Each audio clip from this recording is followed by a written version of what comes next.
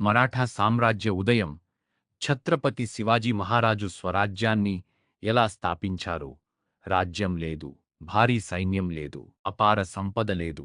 కాని ఆయనకు ఒక కల ఉంది, స్వరాజ్యం. ఇది మరాఠా సామ్రాజ్య స్థాపకుడు ఛత్రపతి శివాజీ మహారాజు యొక్క ప్రేరణాత్మక గాథ. 1630లో పూణె సమీపంలోని శివనేరి కోటలో జన్మించిన ఛత్రపతి శివాజీ మహారాజుపై ఆయన తల్లి రాజమాత జీజాబాయి గారి గొప్ప ప్రభావం ఉంది. ఆమె భారతదేశపు గొప్ప చరిత్ర కథలను ఆయనకు చెప్పి దేశభక్తిని నింపారు. చిన్న వయస్సులోనే విదేశీ పాలనకు ముగింపు పలకాలని ఆయన నమ్మకం ఏర్పడింది. ఛత్రపతి శివాజీ మహారాజు ఖడ్గయుద్ధం, గుర్రపు స్వారీ మరియు యుద్ధ కళలలో కఠిన శిక్షణ పొందారు. సహ్యాద్రి పర్వతాలు ఆయన సాధన స్థలంగా మారాయి. అక్కడ ఆయన తన వ్యూహాత్మక నైపుణ్యాలను మెరుగుపరుచుకున్నారు. కేవలం 16 ఏళ్ల వయసులోనే 1646లో ఛత్రపతి శివాజీ మహారాజు తోరణా కోటను స్వాధీనం చేసుకున్నారు. ఇది కేవలం ఒక సైనిక విజయం మాత్రమే కాదు, ఇది స్వరాజ్య ప్రారంభం. చాతుర్యమైన దౌత్యం మరియు స్థానిక మద్దతుతో రాజగఢ్, కొండాణా వంటి అనేక కోటలను స్వాధీనం చేసుకున్నారు. సంప్రదాయ యుద్ధాల బదులుగా ఛత్రపతి శివాజీ మహారాజు గెర్లా యుద్ధ విధానాన్ని అనుసరించారు. దీనిని గనిమీ కావా అని పిలుస్తారు. ఆయన వ్యూహం సులభం, వేగంగా దాడి చేయాలి, అనుకోకుండా దాడి చేయాలి మరియు పర్వతాలలో కలిసిపోవాలి. ఈ విధానం ఆయన చిన్న సైన్యానికే పెద్ద సైన్యాలను ఎదుర్కొనే శక్తిని ఇచ్చింది. ఆదిల్షాహీ సుల్తానేట్ త్వరలోనే ఛత్రపతి శివాజీ మహారాజును తీవ్రమైన ముప్పుగా భావించింది. వారిలో శక్తివంతమైన సేనాధిపతి అఫ్జల్ ఖాను ఆయనను నిర్మూలించేందుకు పంపించారు. అఫ్జల్ ఖాన్ శాంతి చర్చల పేరుతో ఛత్రపతి శివాజీ మహారాజును కలవమని ఆహ్వానించాడు. కాని అతను విశ్వాసఘాతుకం చేయాలని యోచించాడు. అయితే ఛత్రపతి శివాజీ మహారాజు ముందుగానే సిద్ధంగా ఉన్నారు.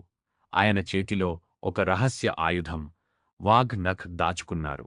అఫ్జల్ ఖాన్ దాడి చేసినప్పుడు ఛత్రపతి శివాజీ మహారాజు ఆత్మరక్షణలో అతన్ని ఓడించారు. ఈ సంఘటన దక్కన్ అంతటా ప్రకంపనలు సృష్టించి ఆయనను శక్తివంతమైన నాయకుడిగా నిలబెట్టింది. త్వరలోనే మొఘల్ చక్రవర్తి ఔరంగజేబ్ దృష్టి కూడా ఆయనపై పడింది. 1665లో రాజా జై సింగ్ భారీ సైన్యంతో ఛత్రపతి శివాజీ మహారాజుపై దాడి చేశాడు. ఛత్రపతి శివాజీ మహారాజు తాత్కాలికంగా పురందర్ ఒప్పందంపై సంతకం చేశారు. అనంతరం ఔరంగజేబ్ ఆహ్వానంతో ఆగ్రాకు వెళ్లగా అక్కడ ఆయనను అవమానించి నిర్బంధించారు. కాని ఛత్రపతి శివాజీ మహారాజు ఓటమిని ఒప్పుకోలేదు. చరిత్రలో అత్యంత ధైర్యవంతమైన పారిపోయే సంఘటనల్లో ఒకటిని ఆయన సాధించారు. పండ్ల బుట్టల్లో దాక్కొని ఆగ్రా నుండి తప్పించుకుని సురక్షితంగా మహారాష్ట్రకు చేరుకున్నారు. తిరిగి వచ్చిన తరువాత ఆయన తన సైన్యాన్ని పునర్వ్యవస్థీకరించి కోల్పోయిన ప్రాంతాలను తిరిగి స్వాధీనం చేసుకున్నారు.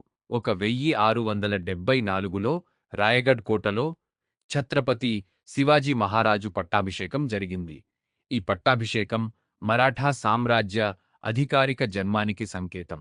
ఛత్రపతి శివాజీ మహారాజు కొంకణ్ తీరాన్ని రక్షించేందుకు శక్తివంతమైన నౌకాదళాన్ని స్థాపించారు. ఆయన అష్టప్రధాన్ మండల్ అనే 8 మంది మంత్రుల మండలిని ఏర్పాటు చేశారు. ఆయన పన్నుల వ్యవస్థ న్యాయపూర్వకంగా ఉండేది. యుద్ధ సమయంలో మహిళలు మరియు పౌరుల రక్షణకు కట్టుబడి ఉండేవారు.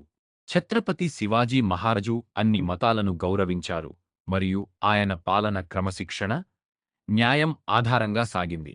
1680లో ఛత్రపతి శివాజీ మహారాజు పరమపదించారు. కాని స్వరాజ్య స్వప్నం ముగియలేదు. ఆయన ప్రేరణతో మరాఠా నాయకులు భారతదేశమంతటా మొఘల్ సామ్రాజ్యాన్ని సవాలు చేశారు.